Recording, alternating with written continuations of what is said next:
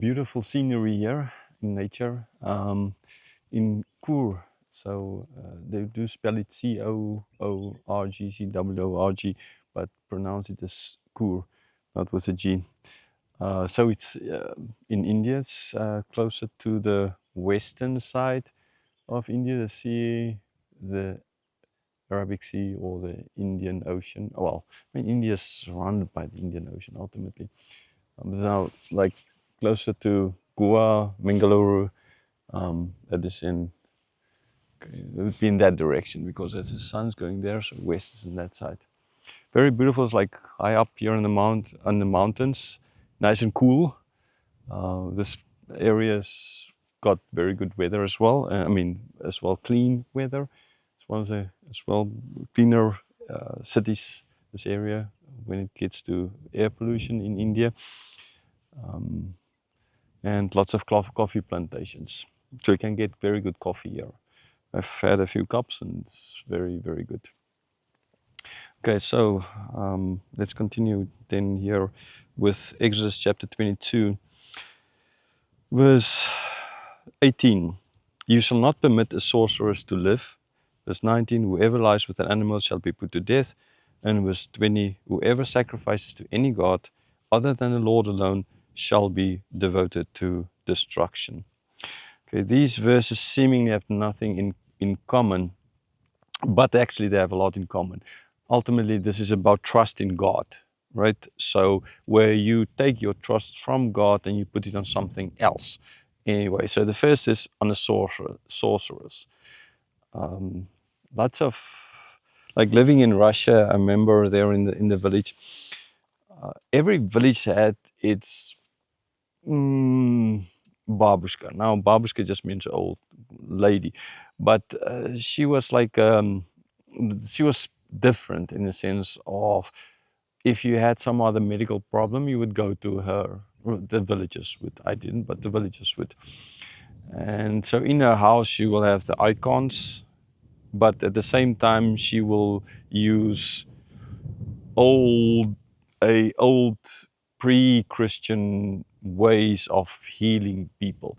So in a sense, she was a sorceress. Now they would deny it, but that is basically what she was, right? So the idea, therefore, now I mean, there is something similar they would have had, although they would not have had most likely the concept of icons, because right, they wouldn't have had icons.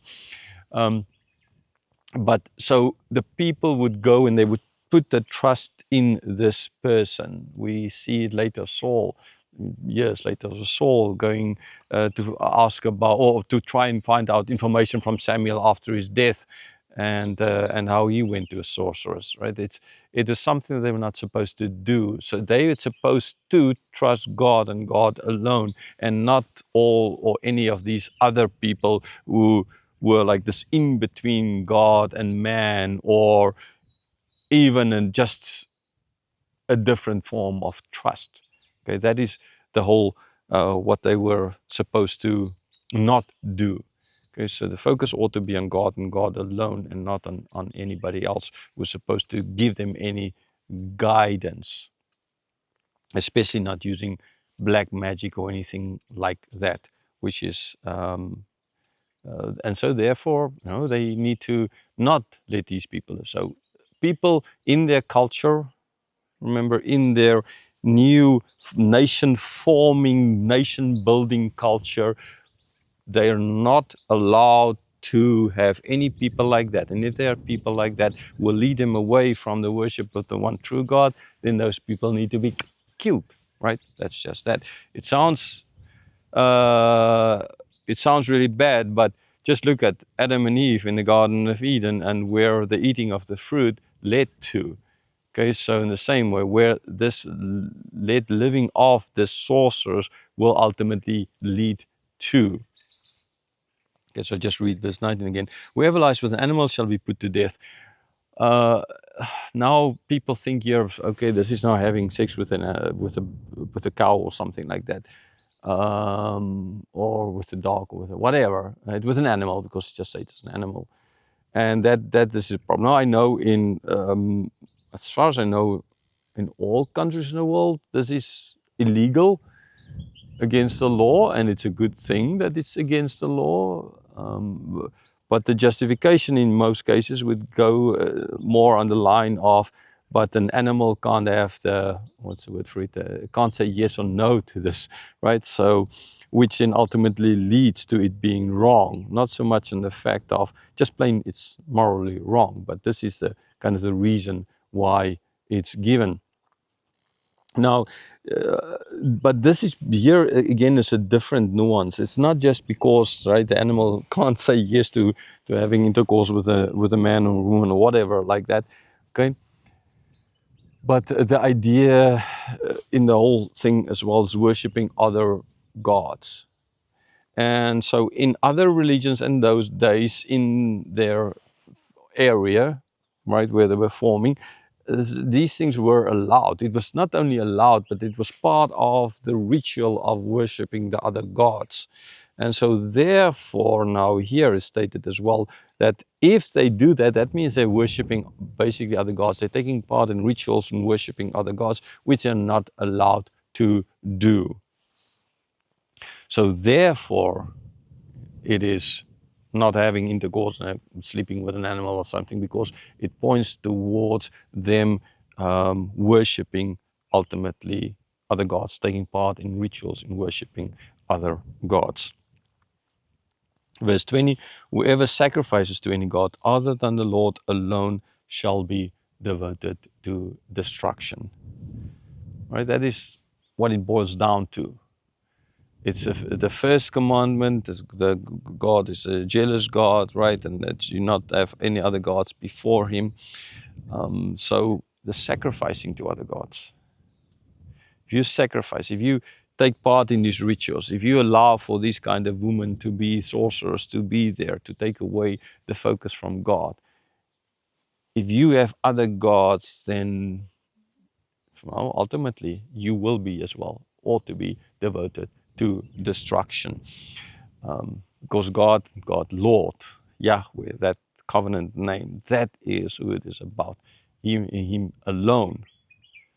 Okay, because there only will you find true wisdom, peace, love, all those things which if you don't do this, then you're going to follow other gods who are going to lead you into different ways where you can do all like throwing your baby, like here's this big rock, mountain top rock, kind of very interesting. Throwing your children out of that rock kind of idea, just abortion, all those kinds of things, which we take for granted. If you have, then this is where it will all lead to.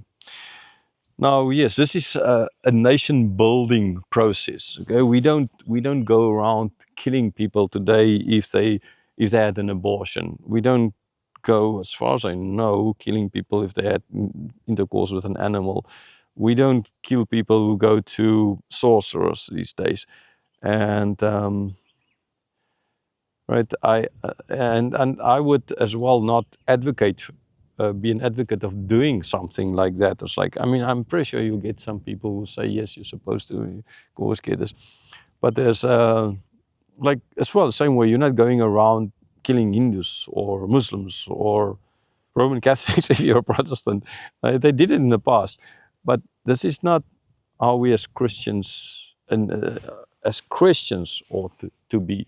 Again, this is nation building. This is for them. This is to try and make them so that none of these things will be. Okay, yes, sure. There's no place in the church itself. If you have a church and you have a sorcerer in the church, then you need to excommunicate her. You're not going to kill her. You excommunicate her from the church, right? That is so. Inside the church, yes, you're not supposed to have these things, but in bigger society, it's not a good thing to have them. But in bigger society, they will be, and your way is not the right way. It's not going around killing them. Okay, so again, you need to understand the context as well here and what is being said. So all three of these verses actually have this thread in common, and that is that God alone is the one that you need to worship, and nothing ought to take. So for the church, for them, focus on God, God alone. Same for the church ultimately as well. Okay, so there's this, I don't know what it is. It's not granite, understand. It's a huge rock. I think it's, I don't know, there's a sign about that there's a temple here. So it's a religious, a Hindu place, understandably.